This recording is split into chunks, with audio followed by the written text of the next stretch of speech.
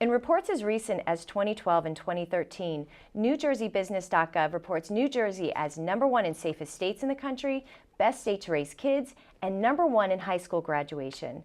However, this past February, New Jersey Business and Industry Association reported that between 2005 and 2014, New Jersey lost more than 2 million residents and $18 billion over 10 years in net adjusted income.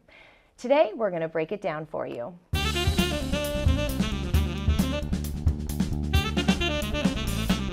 Thank you for joining. I'm Lisa Allen, and this is As a Matter of Fact. Last month, we talked about the middle class and jobs, and this month, we're keeping it in our own backyard, and today we're talking about New Jersey and how to keep our economy vibrant and competitive.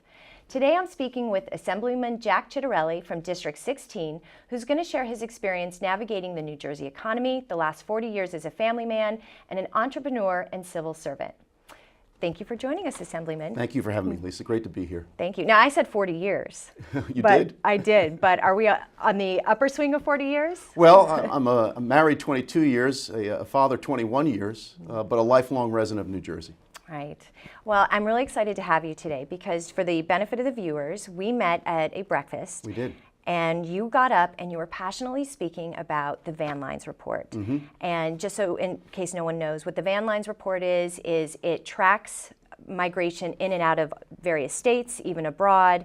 And because of the Van Lines report, you've been talking about tax reform in New Jersey. So why don't you tell us a little bit about that? Well, the U.S. Van Lines report, which comes out annually, by the way, this isn't produced by any type of think tank, a conservative or liberal think tank. This is a Fortune 500 company that really doesn't have a skin in the game other than produce the facts. They do it every January. And sadly, for the 4th year in a row, New Jersey is #1 in the nation in out-migration. More people leaving than coming in. Right. And it's very, very telling. Yeah. I found it staggering that it said 2 million people have moved out over 10 years, 18 billion.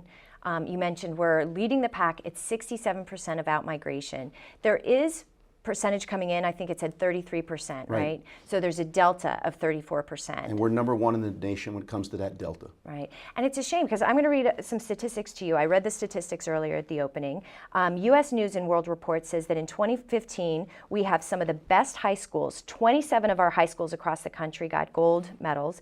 31 received the silver medal, and 41 received bronze. According to Wallet Hub, we have the 3rd overall best school system. Mm-hmm. And we have 63 public and private institutions to educate our kids post high school. So what is it? Why are people leaving? Affordability. Listen, whenever we buy something, we want it to be of the highest quality. The good news is in New Jersey, the quality of local services at municipal, county level are great, and our schools are great. Mm-hmm. At the same time, they're becoming unaffordable. So if you break it down to one word, it's affordability. And so we need to make New Jersey a better place to live, work, and retire. And the U.S. Van Lines report should be a catalyst for doing that. Right. And can you tell me, the $18 billion comes from the New Jersey Business and Industry Association, so that number didn't come from the Van Lines report? That's right. Okay. So my understanding is it the 34% that we've lost, that delta, is that where the $18 billion comes from in lost revenue? That's a large part of it. Listen, the conventional wisdom is when you hear that we're #1 in out-migration, you think these are retirees who are escaping New Jersey's estate taxes and very punitive property taxes, which are most difficult for those who retire. That's the conventional wisdom. But the fact of the matter is more than 50% of those moving out of state are between the ages of 25 and 50. And when asked why by U.S. Van Lines, they say job and lifestyle. Very hard to grow an economy when you're losing people that are in their prime of their professional careers. But it's also hard to grow an economy when people who've done very, very well in New Jersey over the course of their working years are retiring and leaving for places that are more retirement friendly. Right. And you brought something up prior to the interview that I thought was really interesting. So we have a big commuter population that goes into New York, my husband being one of them. And when he goes into New York, we pay taxes to the city or the state, but we're not using their services. So it's really a boon for them, but a loss for Jersey. It really is. I mean, we are getting it from every corner in terms of our fiscal crisis that we're in New Jersey. It's our tax policy with Pennsylvania. It's our tax policy with New York. It's the fact that people between the ages of 25 and 50 are leaving the state, and retirees are also leaving the state too to avoid the estate tax. You cannot grow an economy. You cannot attract entrepreneurs when people between 25 and 50 are leaving for lifestyle and job, when retirees who have done extremely well are looking to get out of state as fast as possible. You can't grow an economy with a population that's not increasing. Some people will turn around and say, well, New Jersey's population isn't decreasing. Listen, we lost a congressional seat a few years ago for a reason. We used to have 13 congressmen in New Jersey. We now have 12. That's for a reason. And by the way, you can't grow an economy if your population is flatlined. So we need to address these issues. Right. Well, and someone has, the NJBIA said that it's on average, it's $19,000 per year per student to educate them. So times that by every student that's in New Jersey over 13 years. We are putting an enormous amount of investment into educating our kids, and yet they're not staying in state to go to our colleges or universities because we are ranked number 4 in most expensive education across the country. I find that staggering. It is staggering. So the good news is, and one of the reasons why you don't see too many private schools outside of certain urban areas, is that the quality of our public schools is great. The bad news is they are terribly expensive, probably more expensive than they need to be, because we have 580 school districts. Now let's think about that for a second. We have 565 towns in New Jersey, but 580 school districts. Wow. All that fragmentation and duplicity adds to the cost, as does a number of different things that are part of the cost structure of school systems. Wow. That's interesting. I mean, that would be a whole nother discussion. It really would. Right? Education is a big issue here in this state. In terms of the report, so you have the Van Lines report, you have New Jersey Business Association report. Are there numbers that are coming from the government? Like, I was trying to find out, you know, what businesses are leaving New Jersey, what's coming in. How do I find that information as a citizen? So it's limited in terms of the type of information that comes out of New Jersey. We don't have within state government, if you will, think tanks that do nothing other than discuss issues and promulgate policy positions. Other states do. We don't. We do have a great many think tanks that are out there on both sides of the aisle. Some are conservative, some are liberal, some are middle of the road, that produce invaluable information. I think it's our job as legislators to kind of bring it all together and decide what's the best policy position. Yeah, that would be great. I know that Lieutenant Guadana has done a lot about trying to attract new businesses, but you're right. I think getting a think tank or something together that really starts to, we have all these incredible resources and all these things to tap into. My husband and I told you before the interview, I'm from Colorado. There was a period of time where we looked at going back to Denver. We chose to stay because of family. Yep. And every year we take a look at our taxes, and we have his family here, but at some point we wonder if his family, once his parents are no longer here, what's the benefit of staying? Yep, and a lot of people are making that comparison. Retirees certainly make it. The U.S. Van Lines study says that young people are making that, and people that from all walks of life are making that comparison. And a lot of it has to do with technology. You don't necessarily need to be as close to a certain employer base as you used to.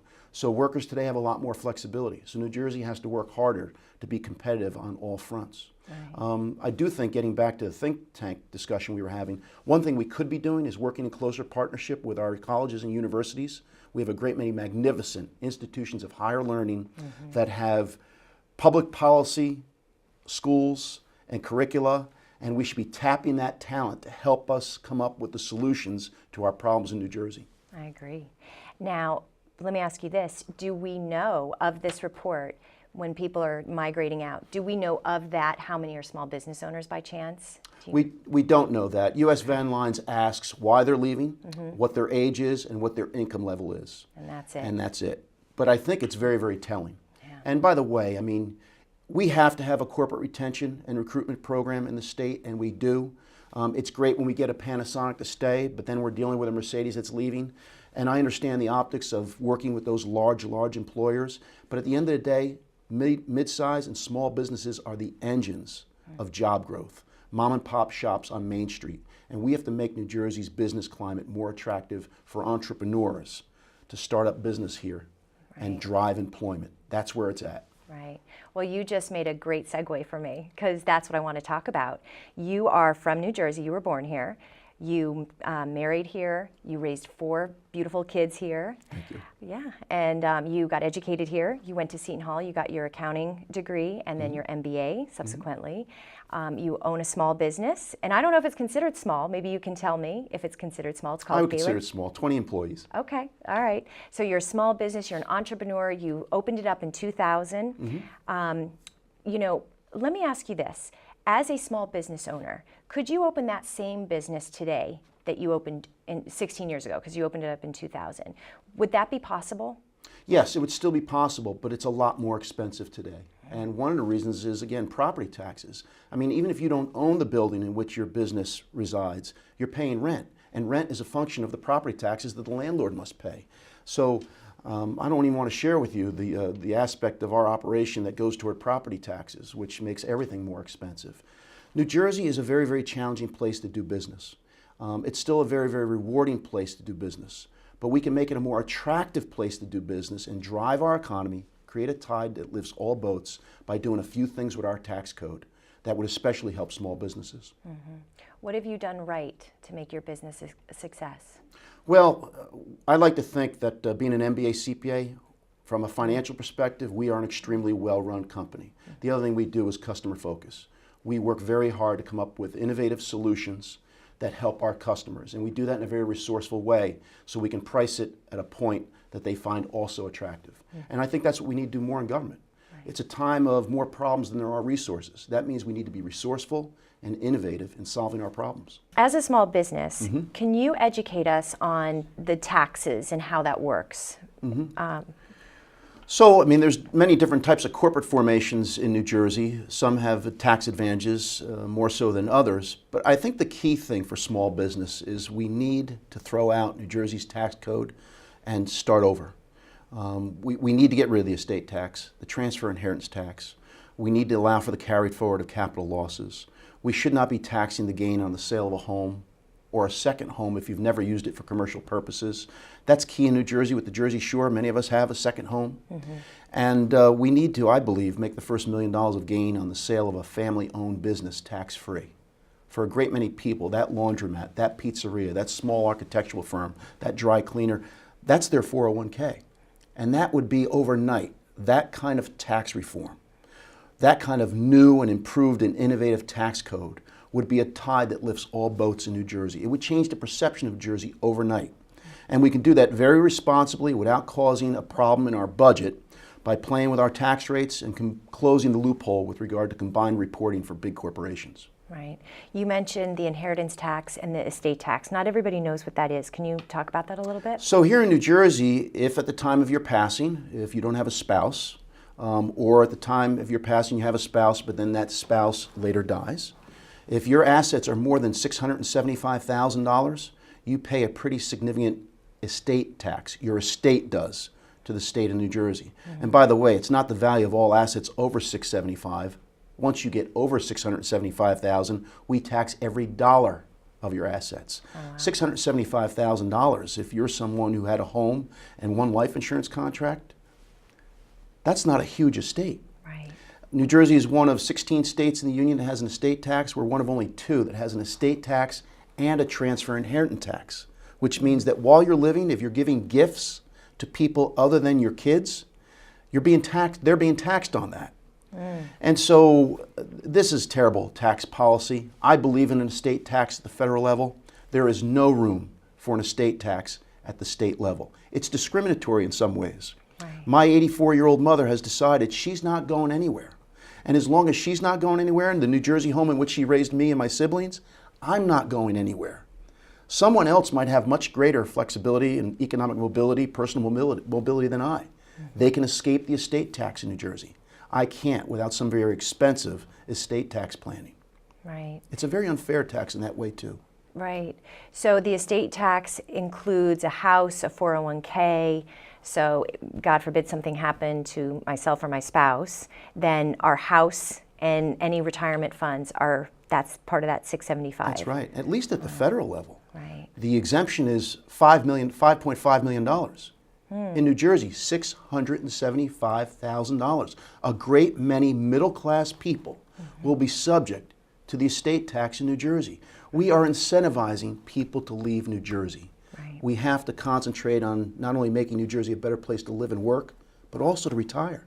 Right. Well, if you look at houses in New Jersey, they're $675. It's not hard to pay $675 for a house in New Jersey. It really isn't. Right. I mean, my parents, my dad is deceased, but my mom will tell the story of what the house cost them in 1964. It's a beautiful house, and it's not an estate by any means, but my mother always laughs when she hears about the value of her house. Who would have ever thought? Right. Where does she live? In Raritan, in the heart of Somerset County. All right. Yeah. I know it's tough to get them out. I have family in Cedar Grove, and I tell them they always need a passport to leave Cedar Grove. So you said that we are one of 2 states that have both the estate and inheritance tax. Right.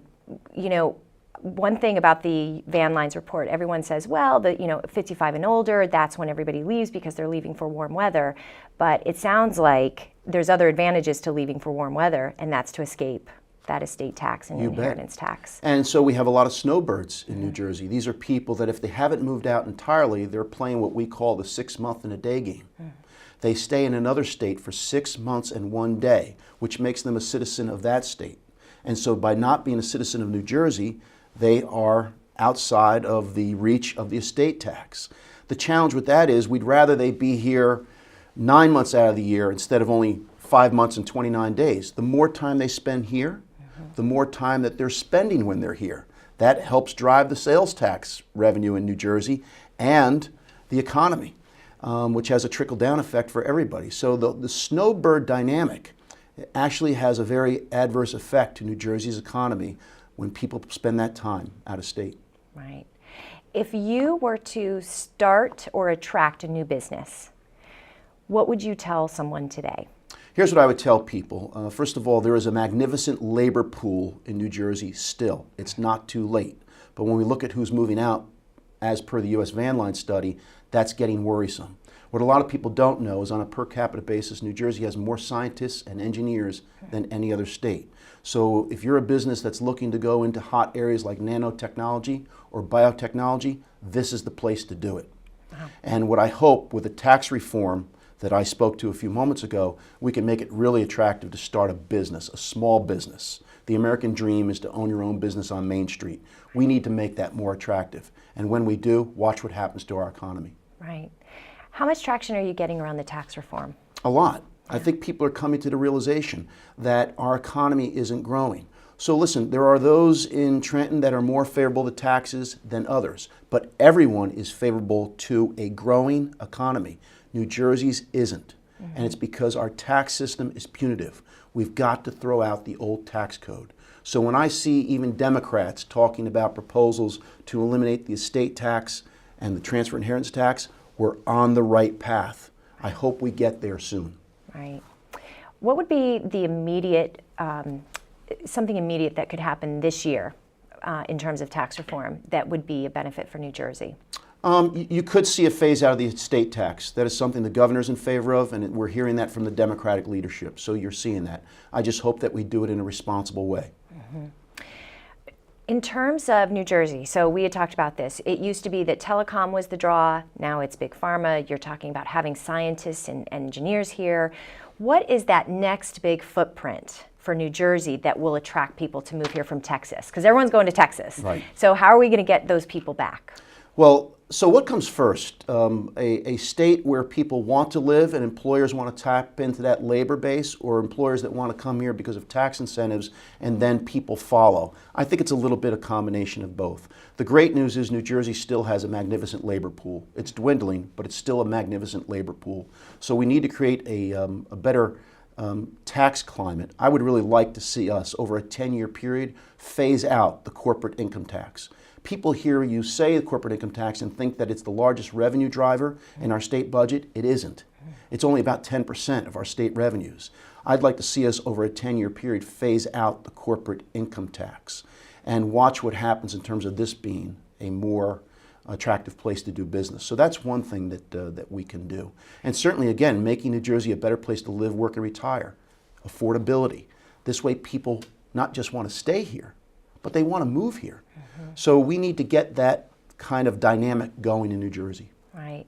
Let's go back to phasing out the corporate tax, because the critics will say, you know what, it's always about corporations, right? Why do you always want to give money to corporations? What would be the biggest benefit in phasing out a corporate tax? We have to come to the realization that it is a very, very competitive environment. Do we see what's going on a national level when a hallmark U.S. corporation like Pfizer moves its headquarters to Ireland and now is paying no U.S. federal income tax on its corporate income? We need to be resourceful. We need to be innovative. We have neighboring states that have no corporate income tax. Right. Let's create a tide that lifts all boats. And what leadership has to do is convince people that is not a corporate welfare program. That is not a corporate giveaway. What that is creating a tide that lifts all boats. Right. So over a 10-year period, getting rid of the corporate income tax, which again contributes in a small way to our overall fiscal budget in Trenton, would be enormous. And it would create a tide that lifts all boats and great employment opportunities for all classes. Right. Lower class, middle class, upper class. Could we do that for small business? You bet we can. I think the way to do that, number one, is getting rid of the estate tax, because that is their 401k. Right. And the second thing is make the first $1 million of gain on the sale of a family-owned business tax-free. Right. That would be a incredible. boon to mom and pops on Main Street, who, by the way, feel excluded, feel forgotten because of all the corporate welfare programs that we do. I sometimes sit there and I say, we're successful at my company. But when I look at those corporate welfare programs, it's hard not to feel, in one of your more human moments, hey, what's the state doing for me? Yeah, we are struggling in Summit because we have a lot of empty storefronts. And when those empty storefronts happen, those businesses aren't employing our kids. They're not employing people who, maybe it's a retiree that just wants to make a little extra money. And I feel like there's no real solution yet to filling those stores, right? So would any of the tax reform that you talk about, would that help fill those empty stores in Summit? I think it would, as would we need to be very, very careful with some of these more progressive ideas on a $15 minimum wage and mandatory paid sick leave. We need to be very, very careful here. I think that those policymakers that are supporting and advancing those proposals have not sat down and talked intimately with small business owners, mom and pop shops on Main Street. So there's a number of different things. The other thing that we have to do is local communities. The county seat in Somerset County is Somerville.